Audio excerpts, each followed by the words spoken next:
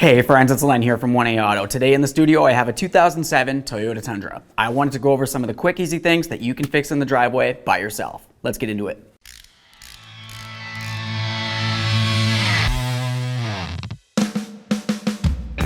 Let's start with lamp assemblies. You've got your headlamp assemblies right here and of course some fog lamps down in the bumper.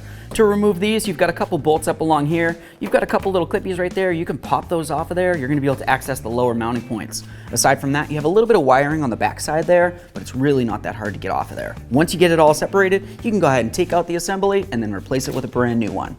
For the fog lamp down there, you just want to get right underneath there. You're going to find some mounting hardware and of course some wiring once again. Just go ahead and remove that, easy peasy, and then replace it with a brand new one. Either way, if you're replacing one headlamp assembly or even a fog lamp assembly, you're going to want to replace them as a pair. Let's get to the rear of the truck and talk about those tail lamps.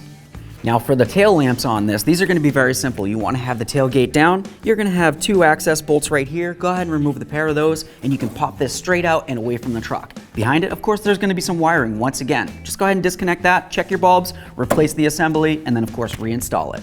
We might as well talk about plate lights since we're talking about lamp assemblies. Come right down here. We have our plate light assembly right here. If the lamp assembly is broken or cracked in any way, you'd replace it by removing this bolt right here and then you can pop this right out. Of course, replace the bulb and everything else along the way. If of course just the bulb's out for some reason, just get right underneath the bumper right there. You can twist that counterclockwise, replace the bulb, it's a 194. So now let's pop under the hood and we're gonna talk about the battery on this. Every battery has to have a hold down and that's gonna be very important to make sure that the battery doesn't jump around if you hit any bumps. So go ahead and disconnect the hold down and then you're gonna come over here and you're gonna disconnect the negative and then the positive leads. After you get those off of there, go ahead and grab the battery out of here, slide it aside, and then pop in your brand new one. And when you do that, make sure that you connect your negative battery terminal last. Now, if you find that you're having any type of electrical issue inside of your truck, like as if something doesn't want to work, your power windows, your horn, or anything the like, the first thing that you're going to want to do is get right under the hood and you're going to come to your fuse box. There's a little tab, you can slide that out of the way, and then you can use a power probe or a multimeter and you can check all of your fuses. Now, if when you're working under the hood, you notice that your hood keeps wanting to fall down on you, typically it's going to be because of these right here. These are called hood struts and there's a pair of them. You have one on the driver's side and one on the passenger side. To remove these, you just go ahead and pull out this clip right here and you can pop this right off. You would do the same up on the top right there. Once you have it out, just compare it to the brand new one, slap it in there and do the same to the other side. While we're over here, let's talk about the air filter. The air filter housing itself has several clips going around it and these just kind of hold it together. This is going to help keep the dirt and all the debris out of the air filter housing. Pop those, lift this up, and then we can check that air filter. If your air filter looks like this one, you need to make sure that you throw it in the trash and get yourself a brand new one. And of course, you want to make sure that all your hose clamps are tight.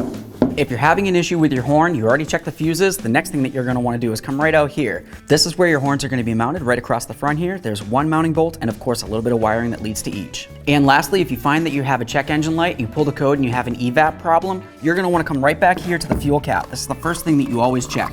Go ahead and lift this right up and off of here and inspect the gasket on it. You want to make sure that it's not dry rotted and cracked in any way, and it's definitely not dry and stiff. You want this to make a good seal. If it doesn't, you're going to have an evap problem and more than likely a check engine light. When you put this back on, go ahead and twist it and you want to listen for a click. If it doesn't click, you know that it's damaged.